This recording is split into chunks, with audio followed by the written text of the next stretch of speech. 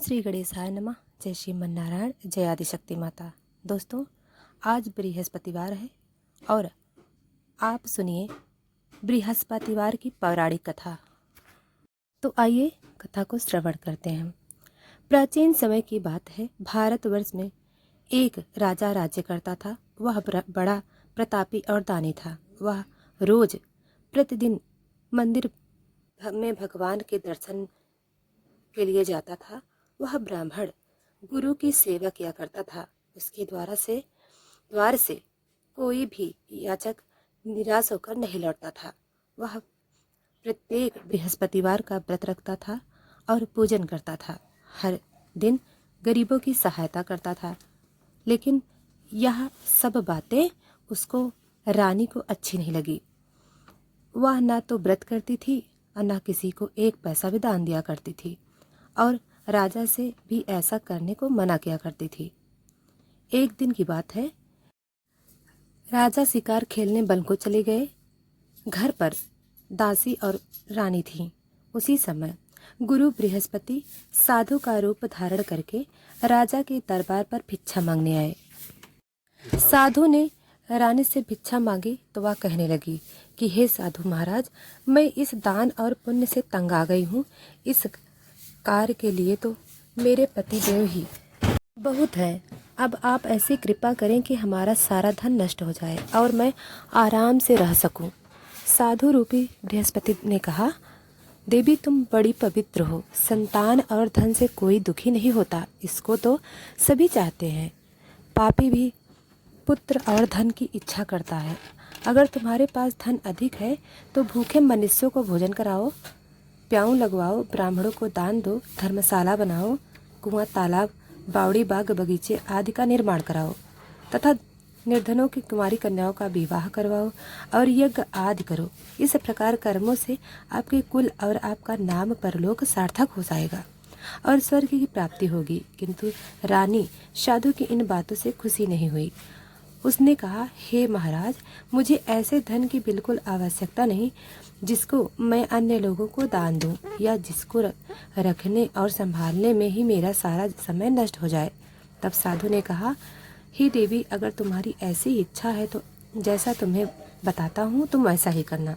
बृहस्पतिवार के दिन घर को गोबर से लीपना, अपने केसों को पीली मिट्टी से धोना, राजा से कहना वह दाढ़ी बाल कटवाए, भोजन में मांस मदिरा खाना, कपड़ा धोबी के यहाँ धुलवाने को लिए देना। इस प्रकार 7 बृहस्पतिवार को करने से तुम्हारा सब धन नष्ट हो जाएगा। ऐसा कहकर साधु महाराज रूपी बृहस्पति देव अंतर ध्यान हो गए। रानी ने साधु से कहे अनुसार 7 बृहस्पतिवार तक ऐसा ही करने का विचार किया। साधु के बताए अनुसार कार्य करते हुए केवल 3 बृहस्पतिवार ही बीते थे कि उसकी समस्त धन संपत्ति नष्ट हो गई। भोजन के लिए दोनों समय परिवार तरसने लगा तथा सांसारिक भोगों से दुखी रहने लगा।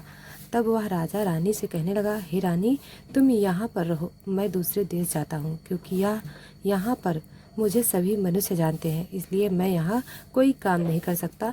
मैं परदेश जा रहा हूँ, वहाँ कोई काम धंधा करूँगा, शायद हमारे भाग्य बदल जाए। ऐसा कहकर राजा परदेश चला गया। वह वहाँ जंगल से लकड़ी काट कर लाता और शहर में बेचता।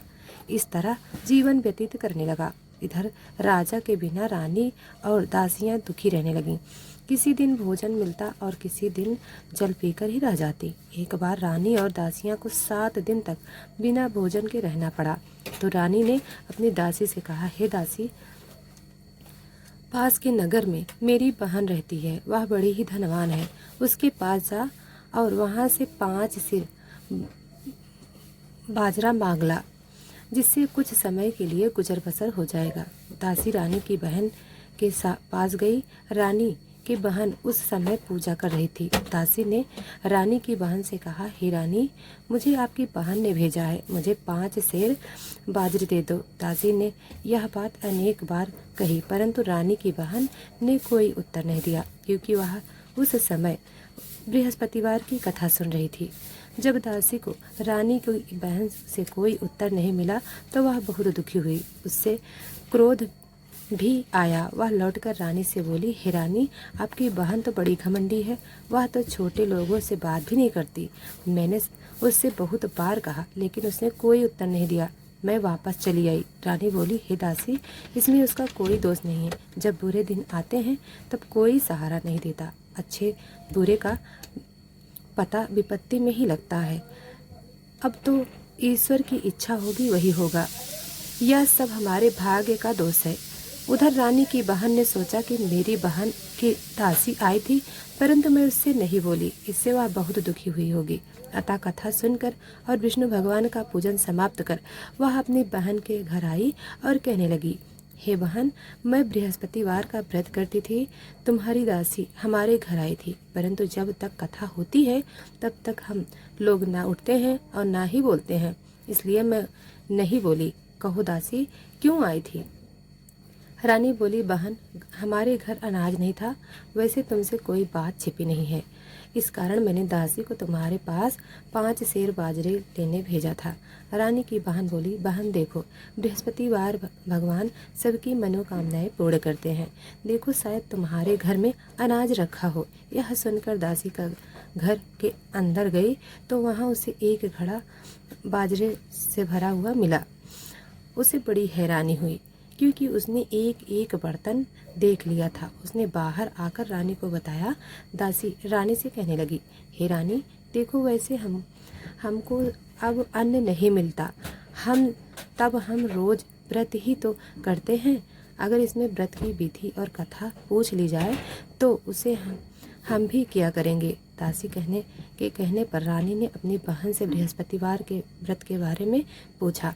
उसकी बहन ने बताया, हे रानी, बृहस्पतिवार को सूर्योदय से पहले उठकर स्नान करके बृहस्पतिवार का व्रत करना चाहिए, लेकिन उस दिन सिर धोना नहीं चाहिए। बृहस्पतिवार के दिन व्रत में चने की दाल और मुनक्का से विष्णु भगवान का केले के वृक्ष की जड़ में पूजन करें तथा दीपक जलाएं। उस दिन एक ही समय भोजन करें। पीले खाद्य पदार्थ का करें और कथा सुने। इस प्रकार करने से गुरु भगवान प्रसन्न होते हैं, अन्य पुत्र धन देते हैं, मनोकामनाएं पूर्ण करते हैं। व्रत और पूजन की विधि बताकर रानी की बहन अपने घर लौट गई। रानी और दासी दोनों ने निश्चय किया कि बृहस्पतिवार देव भगवान का पूजन जरूर करेंगे। 7 दिन बाद जब बृहस्पतिवार आया तो उन्होंने व्रत रखा। गुड़ साल में जाकर चना और गुड़ बीन लाई तथा उसकी दाल से केले की जड़ तथा विष्णु भगवान का पूजन किया। अब पीला भोजन कहाँ से लाए? दोनों बड़ी दुखी हुई, परंतु उन्होंने व्रत किया। इस कारण बृहस्पति देव प्रसन्न हुए। एक साधारण व्यक्ति के रूप में 2 थालों से पीला भोजन लेकर आए और दासी को देकर बोले, हे दासी, यह भोजन तुम्हारे लिए, रानी के लिए। तुम दोनों दासी भोजन पाकर बहुत प्रसन्न हुई और रानी से बोली, रानी जी, भोजन कर लो। भोजन खाने के बारे में कुछ नहीं पता था, इसलिए वह दासी बोली, जा तू ही भोजन कर ले, क्यों तू व्यर्थ में हमारी हंसी उड़ाती है। तब दासी बोली, रानी, एक व्यक्ति भोजन दे गया है। तब रानी कहने लगी, वो भोजन तेरे लिए ही दे गया है, तू ही भोजन कर। दासी ने कहा, वह व्यक्ति हम दोनों के लिए थाली लेकर गया है, इसलिए मैं और आप दोनों ही साथ में भोजन करें। फिर दोनों ने गुरु भगवान को नमस्कार करके भोजन किया। उसके बाद से प्रत्येक बृहस्पतिवार को गुरु भगवान का व्रत और पूजन करने लगी। बृहस्पतिवार भगवान की कृपा से उनके पास धन हो गया।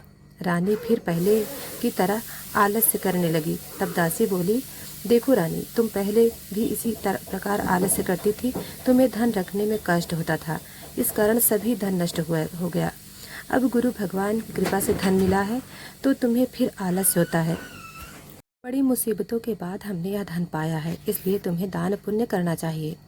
तुम भूखे मनुष्यों को भोजन कराओ, प्याऊ लगवाओ, ब्राह्मणों को दान दो, कुआं तालाब बावड़ी आदि का निर्माण कराओ, मंदिर पाठशाला बनवाकर दान दो, कुंवारी कन्याओं का विवाह करवाओ, धन को शुभ कार्यों में खर्च करो, जिससे तुम्हारे कुल यश बढ़े और स्वर्ग की प्राप्ति हो और पितर भी प्रसन्न हो। दासी की बात मानकर रानी ने इसी प्रकार के कर्म करने आरंभ कर दिए, जिससे उनका काफ़ी यश फैलने लगा। एक दिन रानी और दासी आपस में विचार करने लगी कि ना जाने राजा किस दशा में होंगे, उनकी खोज खबर नहीं है।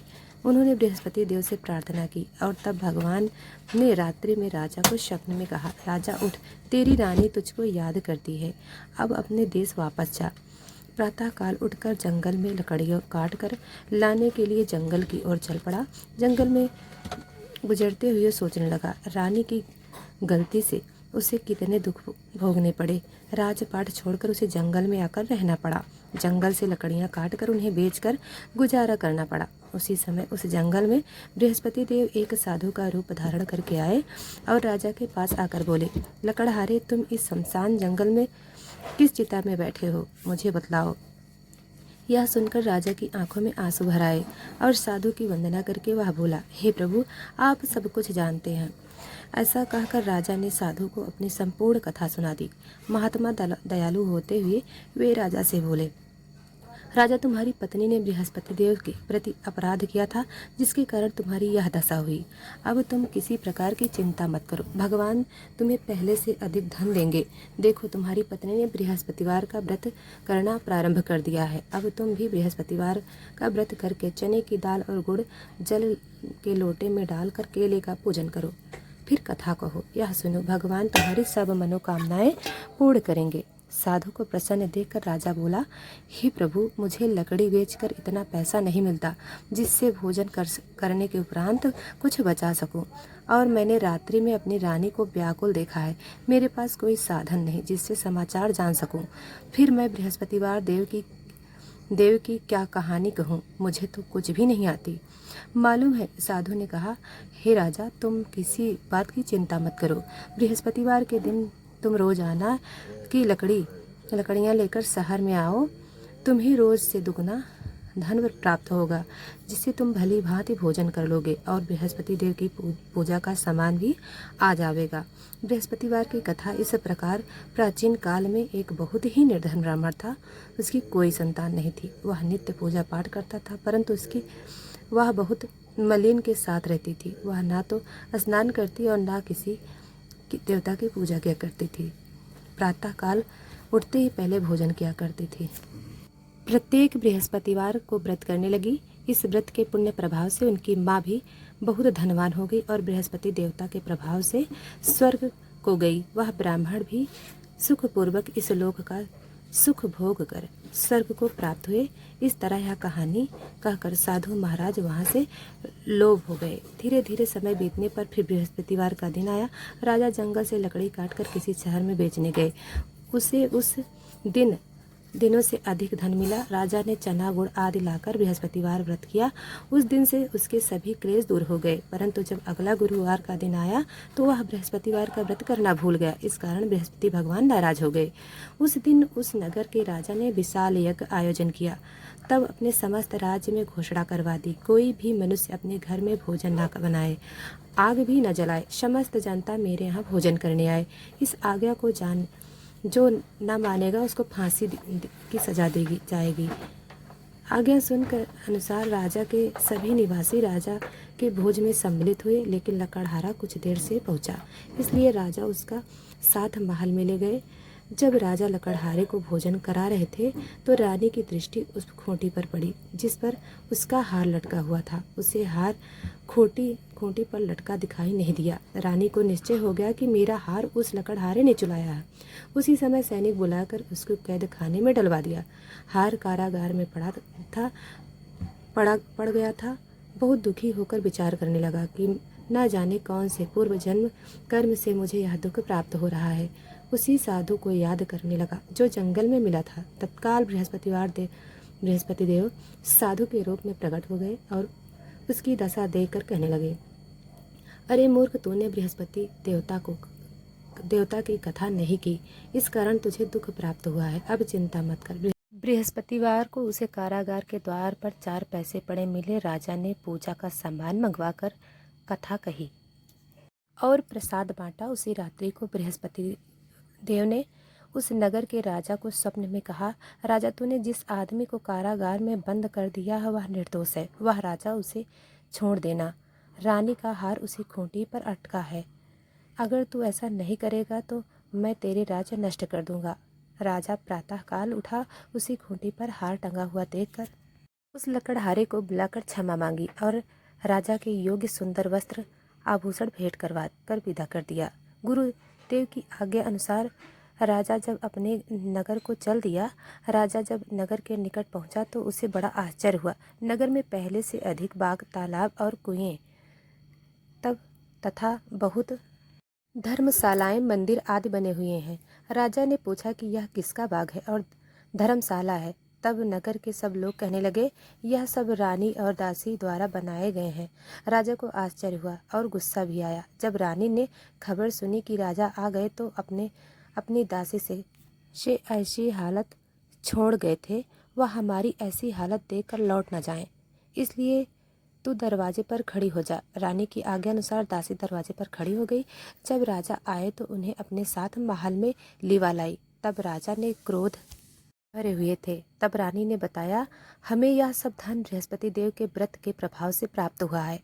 राजा ने तब निश्चय किया कि 7 रोज बाद तो सभी बृहस्पति का देव का पूजन करते हैं, परंतु मैं रोजाना दिन में 3 बार कथा कहूँगा और रोज व्रत किया करूँगा। अब हर समय राजा के दुपट्टे में चने की दाल बंधी रहती थी तथा दिन में 3 बार वह कथा कहता। एक दिन राजा ने विचार किया कि चलो अपनी बहन के यहाँ हो आवें। इस तरह का निश्चय कर राजा घोड़े पर सवार होकर अपनी बहन के यहाँ चल पड़ा। रास्ते में उसने देखा कि कुछ आदमी एक मुर्दे को लेकर जा रहे हैं।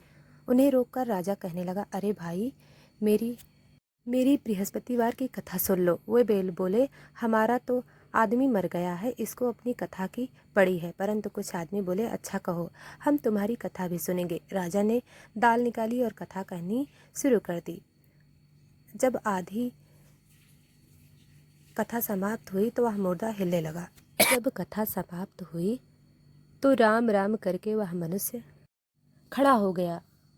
राजा आगे बढ़ा, उसे चलते चलते शाम हो गई। आगे मार्ग में उसे किसान खेत में हल चलाता मिल गया। राजा उससे बोला, अरे भाई, तुम मेरी बृहस्पतिवार कथा सुन लो। किसान, जब तक मैं तेरी कथा सुनूंगा तब तक 4 हरैया जोत लूंगा।